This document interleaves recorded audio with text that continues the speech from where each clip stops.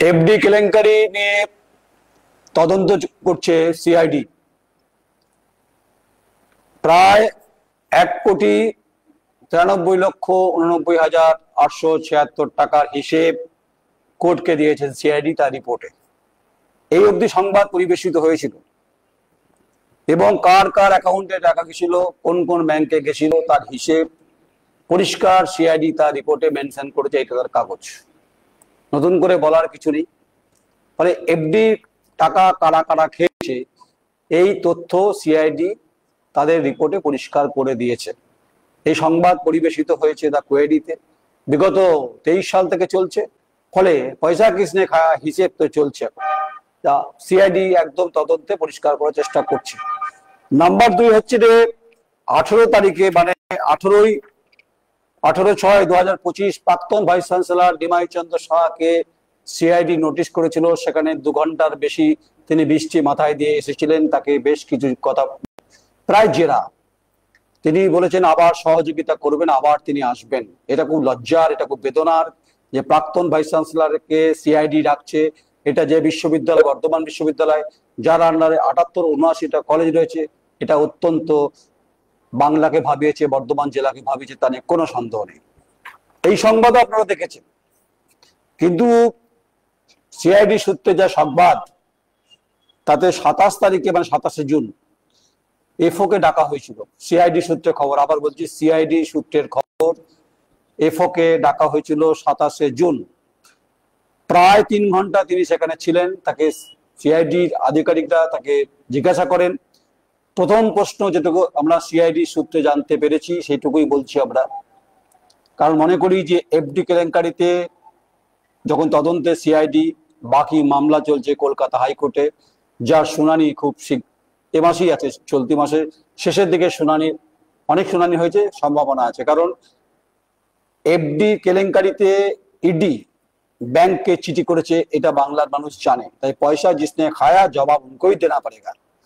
CID যে প্রশ্নমালা তৈরি করেছিল, এফওকে যে প্রশ্নগুলো করেছিল, জিজ্ঞাসা করেছিল ডিজিটাল সিগনেচার আপনি করেছিলেন কিনা বা আপনার ছিল কিনা।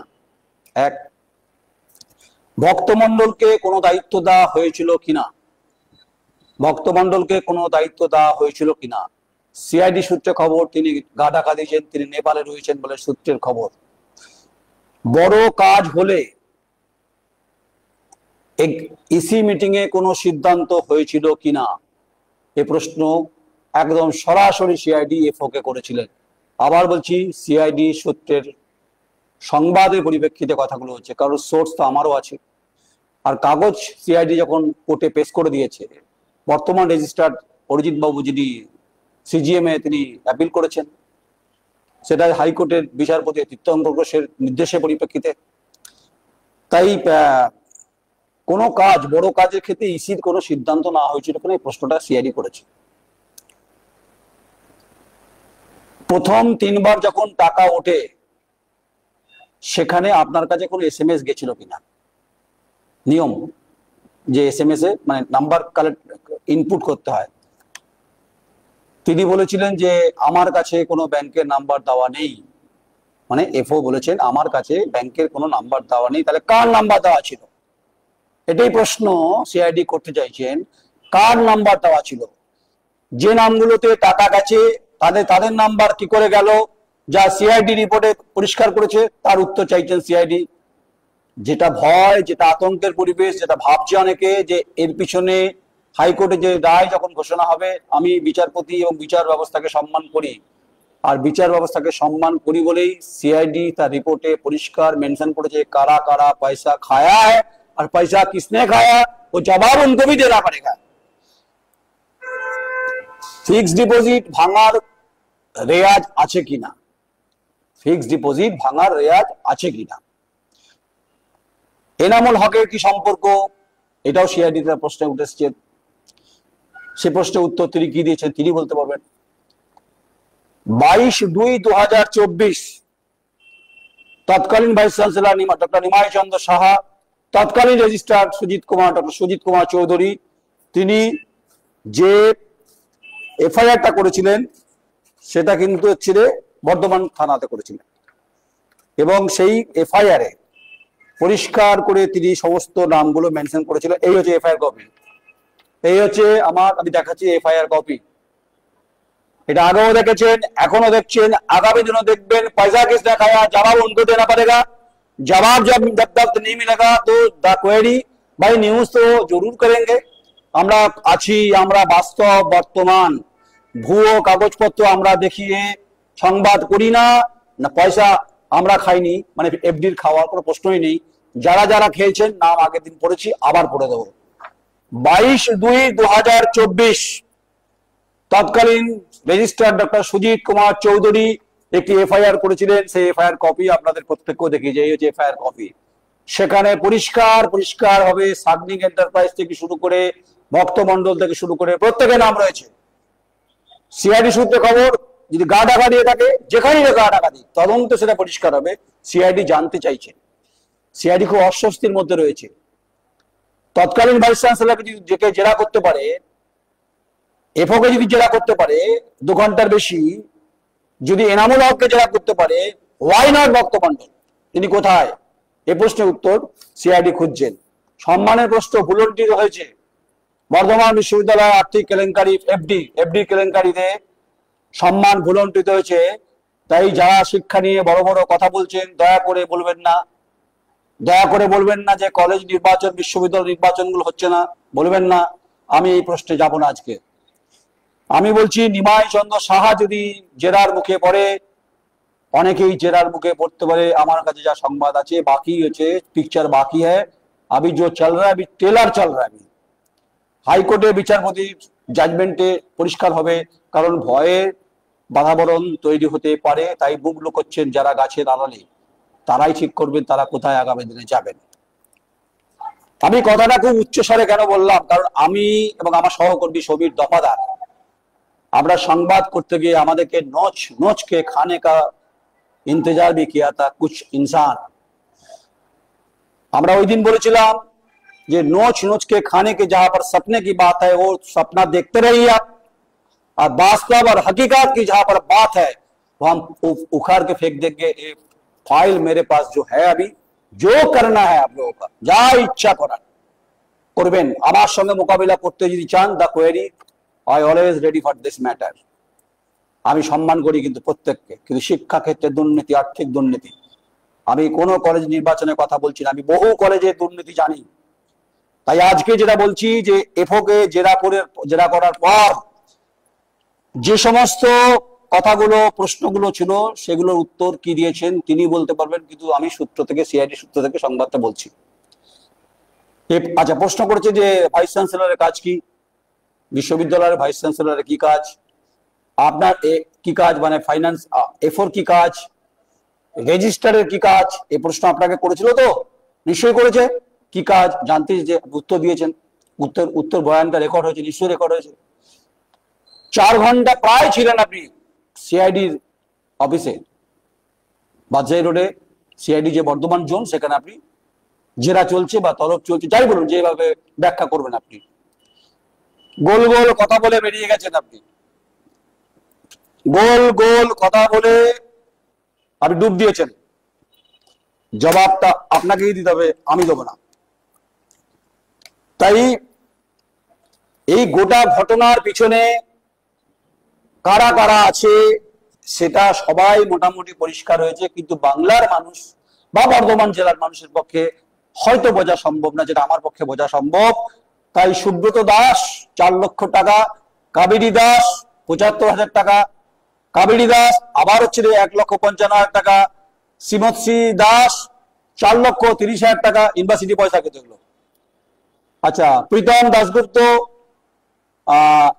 38,000 টাকা, 38 লক্ষ বোধ এখানে, তাই হোক। আচ্ছা, কত বলবো আপনাদের আর। মিস্টার সেন আলমগঞ্জে বাড়ি, 9,50,000 টাকা তার অ্যাকাউন্টে গেছে, অ্যাকাউন্টে ছিল তার 29,670 টাকা। মোহাম্মদ সাকেল কৈলাসনগর দিল্লি, গ্রেটার কৈলাস 3 লক্ষ টাকা। প্রণব কুমার ঘোষ অ্যাকিউজড, বৈদ্যনাথ কাটে তার অ্যাড্রেস, 6 লক্ষ টাকা তার অ্যাকাউন্টে গেছে, ছিল 2,13,300 টাকা তার অ্যাকাউন্টে ছিল। এই টাকাটা কিভাবে এলো? দীপ্তি সাহানা বেনিফিশিয়ারি, পারবিরাটা 19,29,790, ভাবা যায়। শুভজিৎ দে 14,32,000 সামথিং, মানে একক দশক শতক অযুত হাতে লক্ষ নিযুক্ত। সুদেব কুমার নায়ক 4,62,750 টাকা, ছিল 4,71,286 টাকা আপনার অ্যাকাউন্টে। এই যে রিপোর্ট যা দেখছেন, এটা সিআইডি রিপোর্ট, আমার রিপোর্ট না। এটা কোর্টে সিআইডি হচ্ছে রে এটা জমা দিয়েছেন এবং হচ্ছে রে নামকরণ অফিসারে তদন্ত চলছে। তাই ডক্টর নিমাই চন্দ্র সাহা, প্রাক্তন ভাইস চ্যান্সেলর থেকে শুরু করে এফও আপনাকেও জিজ্ঞাসাবাদ করা হয়েছে। আমি এখনো অনেকে জিজ্ঞাসাবাদ চলবে, কিন্তু ভক্তমন্ডল কোথায়, এই প্রশ্নের উত্তর সবাই খুঁজছে। আর রইল হচ্ছে সাংবাদিকতা সৌজন্য, যা আমি বজায় রাখি। এফডি যখন দুর্নীতি হয়েছে, তাহলে আমাকে প্রশ্ন করা হয়েছিল যে আপনি কত বড় সাংবাদিক। আমি বলছি আমি নিমিত্ত সাংবাদিক মাত্র, আমি সংবাদ যেটা করি তথ্যের বাইরে এক ফোঁটা যাওয়ার চেষ্টা করি না। আবার বলছি, দেখা হবে, তদন্ত হোক, পরিষ্কার হোক। দুর্নীতি মুক্ত আকাশ যেমন চাইছি, দুর্নীতি মুক্ত বিশ্ববিদ্যালয় চাইছি, এটা খুব স্বাভাবিক ব্যাপার। তাই বর্তমান বিশ্ববিদ্যালয়ের যিনি উপাচার্য আছেন তার প্রতি আমার আবেদন, এবং গোটা পরিস্থিতির সঙ্গে যুক্ত যারা আছেন, বাইরে থেকে আছেন, বিশ্ববিদ্যালয়ের অধ্যাপক হোক, অশিক্ষক কর্মচারী হোক, সমস্ত স্তরে মানুষ কিন্তু উদ্বিগ্ন গোটা বিষয়টাতে। একটা বিশ্ববিদ্যালয়ে একটা এফডি কেলেঙ্কারি হয়েছে, এফডির বাইরে আরো অনেক বড় বড় কেলেঙ্কারি তথ্য আমার কাছে আছে। বিভিন্ন বেসরকারি কলেজের সঙ্গে ইনভলভমেন্ট আছে, সেগুলো আস্তে আস্তে সময় সময় পরিষ্কার করে দেবো। আপাতত এফোর জিজ্ঞাসাবাদের পরিপ্রেক্ষিতেই প্রশ্নগুলো রাখলাম। উত্তর দেওয়ার থাকলে কমেন্টস বক্সে উত্তর দেবেন। আমি নয়ন রায়, আমার চিত্র সাংবাদিক সমীর দফাদার, আমরা আছি। আমাদেরকে বলা হয়েছিল বুঝে নেবো, তাই আমাদেরকে গ্রেপ্তারের চেষ্টা হয়েছে। যতদিন সাংবাদিকতা করব, বর্ধমান বিশ্ববিদ্যালয়ের শেষ পরিণতি দেখবো আমি, দুর্নীতির তদন্তে কি হয়, ততদিন আমি কথাটা, এই ফাটা রেকর্ডটা বাজাবো যে আমাদেরকে গ্রেপ্তার করার চেষ্টা হয়েছিল, বসিয়ে রাখার চেষ্টা হয়েছিল, বিভিন্নভাবে জেরা হয়েছিল, কিন্তু তথ্যের জন্য বেঁচে গেছি আমরা। এখনো বলছি, দম থাকলে, খোলা হাওয়া যদি আমাদের ধরতে চান, ধরবেন একবার, বুঝিয়ে দেবো যে গণতন্ত্রের ফোর্থ পিলারের দা কোয়েরির কি ছ্যাঁকা, যে ছ্যাঁকাতে রুটিও পড়ে যেতে পারে, এটাও বলতে পারি। আপনি ভাববেন না যে আমি কোনো হুঙ্কার, আমি হাই নোটে বলছি, কারণ দুর্নীতিতে যারা যারা পয়সা খেয়েছেন, এটা আমার আপনার বাড়ির পরিবারের টাকা, সেই পরিবারের ছেলেমেয়েরা পড়তে এসেছিল, তাদের টাকা, ট্যাক্সের টাকা, ট্যাক্স পেইড তারা টাকা, প্রশ্ন তারাই করছে। দেখা হবে, খোলা হাওয়ায় দেখা হবে। पैसा जिसने खाया जवाब उनको देना पड़ेगा, पैसा हमने नहीं खाया कोई सवाल ही नहीं है। আর এটাকে সার্বিকভাবে ভারতবর্ষের প্রাইম টাইমে নিয়ে যাওয়া, অর্থাৎ উচ্চ স্তরে নিয়ে যাওয়ার জন্য আমার আবেদন, কেন্দ্রের উচ্চ শিক্ষা মন্ত্রী এবং university grand commission, they will take the action. আমি চাইবো অন্তত আপনারা দেখুন গোটা বিষয়টা। এবং রাজ্যের মুখ্যমন্ত্রী মমতা বন্দ্যোপাধ্যায়, আপনি দেখুন যে বর্ধমান বিশ্ববিদ্যালয়ে এফডি কেলেঙ্কারি হয়েছে, তার সঙ্গে একইভাবে এ রাজ্যের বিরোধী দলনেতা শুভেন্দু অধিকারীর কাছে আমি এই তথ্য বলতে চাইছি, সবাইকে বলছেন যে আপনারা দেখুন যে দুধ কা দুধ পানি কা পানি ঠিক কিনা, বা আমি ঠিক বলছি কিনা। এই অবধি থাক, আবার দেখা হবে, আবার কথা হবে, আবার हाई नोटे কথা হবে।